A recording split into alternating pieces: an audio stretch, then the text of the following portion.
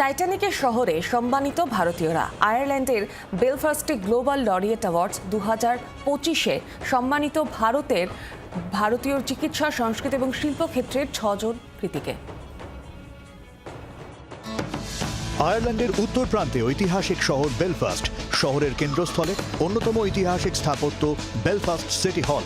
সেই ঐতিহ্যমণ্ডিত ভবনেই গত 10ই অক্টোবর ছিল গ্লোবাল লরিয়েট অ্যাওয়ার্ডস 2025। লক্ষ্য ভারত ও আয়ারল্যান্ডের শিক্ষাক্ষেত্রের বন্ধন আরও দৃঢ় করা। আয়োজক বেলফাস্টের অন্যতম 2 বিশ্ববিদ্যালয় কুইন্স ইউনিভার্সিটি ও অলস্টার ইউনিভার্সিটি। অনুষ্ঠানে উপস্থিত ছিলেন বেলফাস্ট সিটি কাউন্সিলের মেয়র ট্রেসি কেলি, কুইন্স ও অলস্টার ইউনিভার্সিটির অধ্যাপকরা, ছিলেন ভারতের প্রতিনিধিরাও। Rhythms of India dance and performing আর্টসের শিল্পীদের নৃত্যানুষ্ঠানের মাধ্যমে অনুষ্ঠান শুরু হয়। সম্মান জানানো হয় এদেশের চিকিৎসা, সংস্কৃতি ও শিল্পক্ষেত্রের 6 কৃতিকে।